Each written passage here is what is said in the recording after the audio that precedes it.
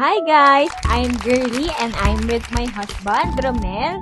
And we're here to discuss, pag-uusapan natin yung mga money mistakes to avoid in your 20s. So, if you're in your 20s or even early 30s like us, I hope makatulong to sa'yo. Wow! Mistake number 1, not budgeting or tracking expenses. For me, isa to sa mga bagay na sa tingin ko very important when you're trying to handle your finances better. Kasi dito nagsisimula yung awareness kung saan napupunta yung money na kinikita natin. So when I was young, pagdating ng sahod, bills agad. After that, no, bahala na si Batman kung paano ko gagamitin yung money ko or yung sinahod ko. So dahil doon, di ko na mamalayan, napapasobra na pala ako ng paggasto sa kain sa labas, coffee. Dahil doon, di rin ako naging aware kung nakakapag-ipon ba ako ng maayos.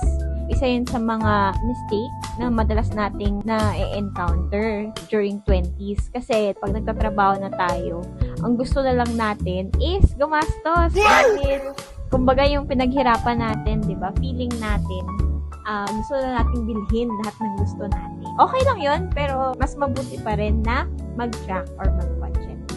Ikaw, husband. Ako naman is living beyond your means and maluho. Way back before na I remember nagtrabaho ko, first time ko mag-work sa Jollibee. And after kong sumweldo, syempre, gagala kami ng mga katrabaho ko, ganyan. Magastos talaga. Kaya ang nangyari, yung sahod ko, magbibigay muna ako sa parent ko. Then, ayun, kung hindi pa tapos yung kinsenas, ubus na agad yung sahod mo. Kumbaga, pecha de peligro na agad, sinasabi nila. Ayun, ikaw meron pa ba? Sa akin, konektado din, no, dun sa first money mistake na hindi pagta-track ng expenses or ng money. Hindi ako nakapag-ipon kasi nga, gastos lang ng gastos. More on, lumalagpas ako dun sa limit ko dapat sa mga unnecessary expenses. Dahil doon, hindi tayo nakapag-ipon, which is, ngayon ko na-realize na very important yung mag-ipon. Kasi, maraming bagay in the future na hindi natin inaasahan, which is makakatulong sana kung meron tayong ipon or savings for that. So, ako naman, siguro last na to is, hindi ako nag-start mag-invest. Before kasi, kulang yung mga nagtuturo ng financial literacy, hindi kagaya ng ganito. Marami na sa social media, even TikTok, Facebook, ganyan, Instagram, mga nagtuturo ng financial literacy. So, madali ka na lang matututo and madali mo na lang ma-adapt, mag-ipon or mag-invest. Natutunan ko na lang mag-invest, 30s na ako eh. Mga nasa 35, yan. Hindi ako natutunan. So, age reveal.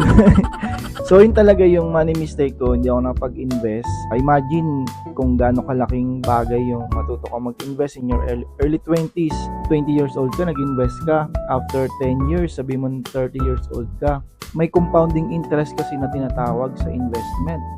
So, every year, nagko-compound yung interest nung ininvest mo. Tapos, kumikita pa rin yung interest nung ininvest mo. Ang tawag doon is compounding interest. So, palaki siya ng palaki. Kaya nga, within 10 years, kung nag-invest ka ng 100,000, pwedeng umabot yun ng hanggang 300,000 in just 10 years. Add ko lang, no, I think isa sa mga dahilan kung bakit hindi nag-i-invest during early 20s is because medyo intimidating yung investing, di ba? It's something na mahirap aralin, pero over the years, ang natutunan ko, investing is actually about the habit of doing it. Wala siya sa laki ng amount na i-invest mo, nasa frequency siya. So, yun yung natutunan ko na kailangan talaga regularly mong ginagawa. Thankfully, ngayon, regular na rin kaming nakakapag-invest ng husband ko. And, yun din yung tinuturo namin sa clients namin. If you want to know more about investing and ways to invest, pwede rin namin kayong i-help. Yes, and of course, we're also inviting you for a free financial literacy seminar or webinar. Gagawin natin yan via Zoom lang or face-to-face. Depends sa preference ninyo.